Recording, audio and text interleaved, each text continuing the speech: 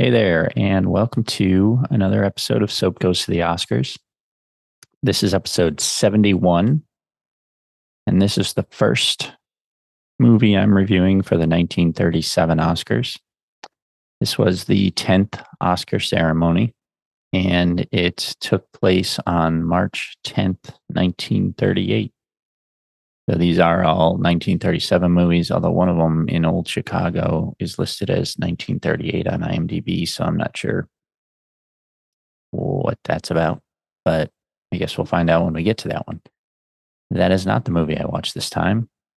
I watched A Star is Born on February 21st, 2025. I'm recording this the next day, February 22nd. And I was able to find this one on Hulu. It's on Turner Classic Movies, I think, but I got it through Hulu. They're doing like 31 days of Oscars or something. And this and another movie, Captain's Courageous, from this year are both available just to watch through that. So that was lucky.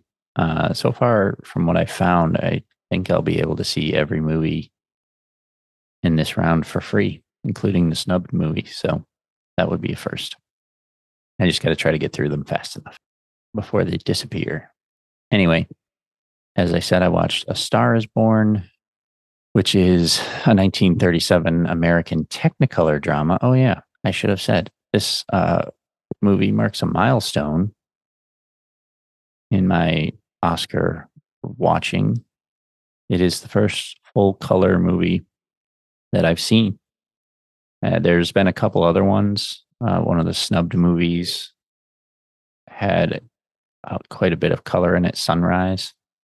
And a couple other things had some colorization, like one of the first ones, like Wings, I think had some like color drawn in for the planes for the like fire.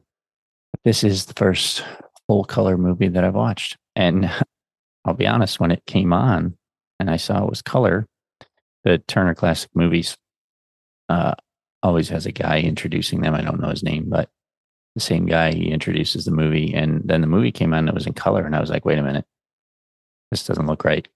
I thought like they had colorized it, which I thought was weird for Turner Classic Movies. So I had to look it up to see if this was a colorized version or not. Because if it was, I was like, I don't think I want to watch this. But it turns out they filmed it in Technicolor.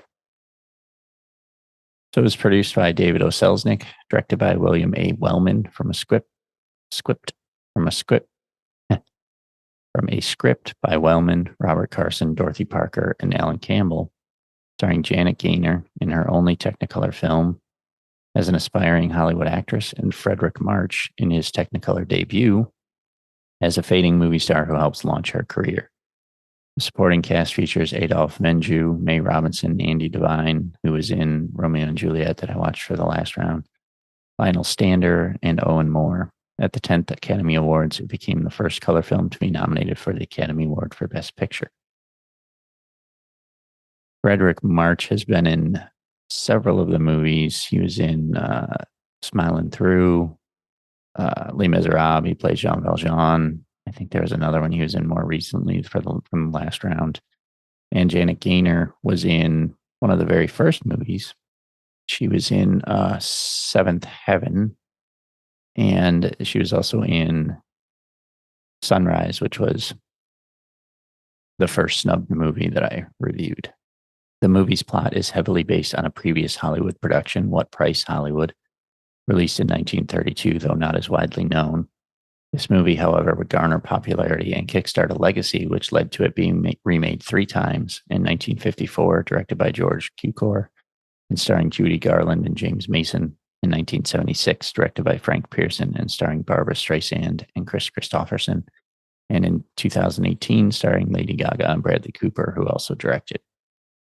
Unlike the original film, the 3 remakes are all musical films in the sense that it's musicians instead of actors and actresses. And I'm reading here in Wikipedia that there was also a 1951 television adaptation with Kathleen Crowley and Conrad Nagel. So technically been remade 4 times after this one. Cinematography by W. Howard Green, edited by James E. Newcomb and Aaron Anson Stevenson. Music by Max Steiner. Color process Technicolor. Production company Selznick International Pictures. Distributed by United Artists. Released on April 20th, 1937 at Grauman's Chinese Theater with a runtime of 111 minutes. I won't go through the story if you've seen the newest version, which I have not. I have not seen any of these versions. You probably kind of know the story. Janet Gaynor was given the first Oscar for Best Actress at the first Academy Awards ceremony on May 16, 1929. In the scene in which Vicki Lester wins an Oscar, it is Janet Gaynor's own Oscar she is holding. In a subsequent scene, the same Oscar is seen sitting on a shelf. Frederick March had won the Oscar for Best Actor 1931-32 on November 18, 1932 for the film Dr. Jekyll and Mr. Hyde. He tied with Wallace Beery for The Champ. Although Norman Maine states that he won an award statue and the name Oscar is never mentioned on screen, it is presumably an Oscar. Unlike Janet Gaynor, however, Frederick March's Oscar is never seen. It was nominated for 8 Academy Awards.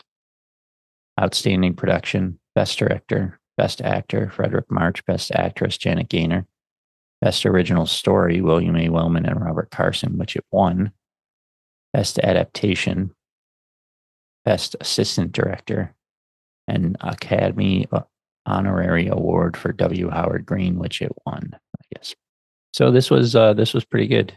It, like I said, I know the story very well, certainly the newest one with Bradley Cooper and Lady Gaga, but I do remember seeing stuff about the Barbra Streisand and Chris Christopherson one when I was younger as well, but I have not seen any of these.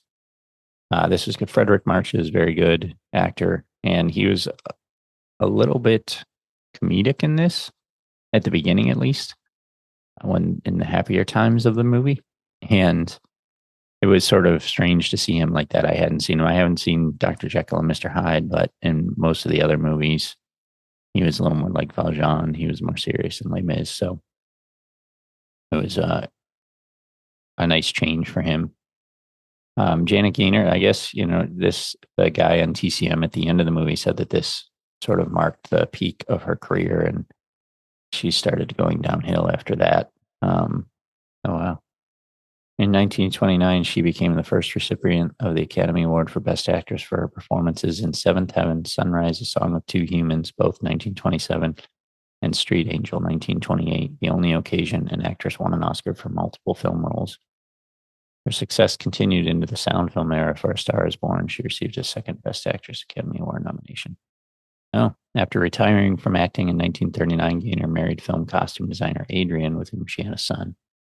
She briefly returned to acting in films and television in the 1950s and later became an accomplished oil painter. In 1980, Gaynor made her Broadway debut in the stage adaptation of the 1970 film Harold and Maude, and appeared in the touring theatrical production of On Golden Pond in February 1982. I think I was looking her up and I saw that she might have been on Love Boat, but maybe it might have been a different actress. I'm not sure. So anyway, yeah, the guy had said that it sort of started declining after this, her career, and it sounds like she retired a couple of years later. Yeah, so not a bad start to this round. I like this one a lot. So I gave this 3.5 stars on Letterboxd, and first one, but off to a good start. As I said, a lot of these are available for free. I got another one on Hulu, a couple on Tubi, one on Max. Those are the ones. Well, the one on Max is the winner, so I got to watch that last. Hopefully it sticks around. But the one on Hulu and the 2 on Tubi, I got to try to watch fast because they disappear quickly. And then there's 3 on YouTube and 2 on the Internet Archive. Those should hopefully stick around.